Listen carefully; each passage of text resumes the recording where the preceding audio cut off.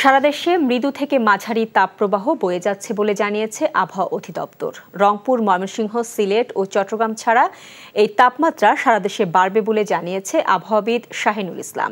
এ তথ্য জানিয়েছে আবহাওয়া অধিদপ্তর। ঢাকা ও ঢাকার আশেপাশে ৩৬ ডিগ্রি থেকে ৩৮ ডিগ্রি সেলসিয়াস পর্যন্ত ওঠানামা করছে। আগামীকাল দেশের কিছু এলাকায় হালকা বৃষ্টিপাত হওয়ার সম্ভাবনা থাকলেও তাতে তাপমাত্রা কমার তেমন কোনো সম্ভাবনা নেই বলেও জানানো হয়েছে। বৃহস্পতিবার ভারী বৃষ্টিপাত হওয়ার সম্ভাবনার কথা জানিয়ে আবহাওয়া অধিদপ্তর বলেছে, সেক্ষেত্রে সেসব এলাকায় তাপমাত্রা কিছুটা কমতে পারে। তবে কালবৈশাখী ঝড়ের পূর্বাভাস দেওয়ার আগে থেকেই দেওয়া যায় না। যে কোনো সময় কালবৈশাখী ঝড় হতে পারে বলে আবহাওয়া অফিস জানিয়েছে।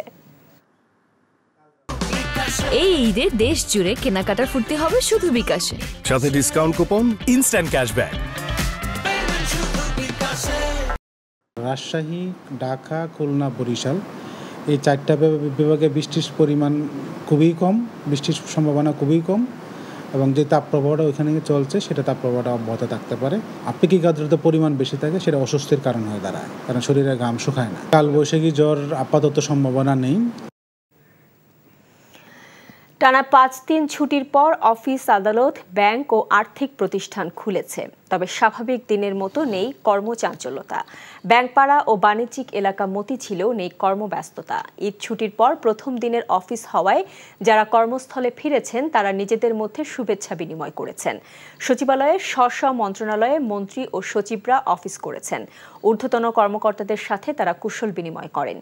তবে ২-১ দিনের মধ্যে আগের চিরচেনা রূপে ফিরবে অফিস, আদালত এবং শিল্প কলকারখানাগুলো। এই ঈদে দেশ জুড়ে কেনাকাটার ফুর্তি হবে শুধু বিকাশে, সাথে ডিসকাউন্ট কুপন, ইনস্ট্যান্ট ক্যাশব্যাক।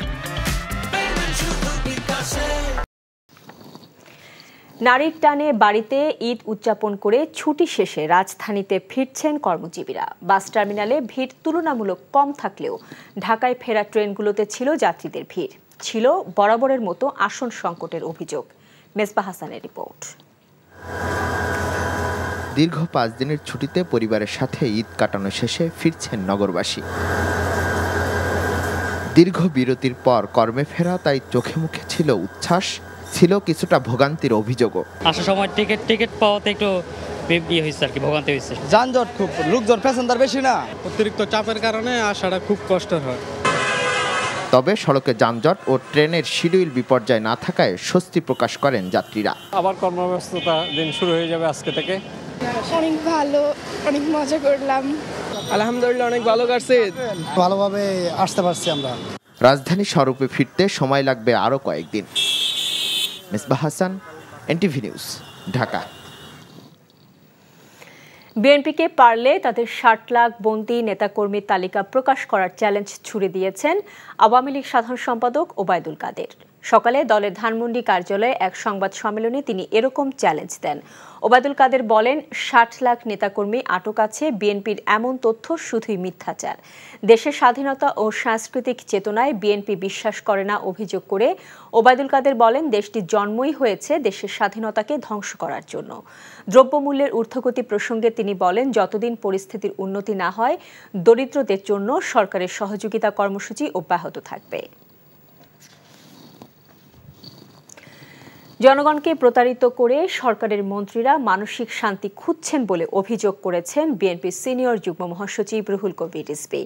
দুপুরে দলের কেন্দ্রীয় কার্যালয়ে সংবাদ সম্মেলনে তিনি আরও বলেন, ঈদের সাধারণ মানুষ দুর্দশার মধ্যে কাটিয়েছে। ধনীদের কেনাকাটার পরিমাণ বাড়লেও ঈদে মধ্যবিত্তদের ক্রয় ক্ষমতা কমেছে বলেও মন্তব্য করেন।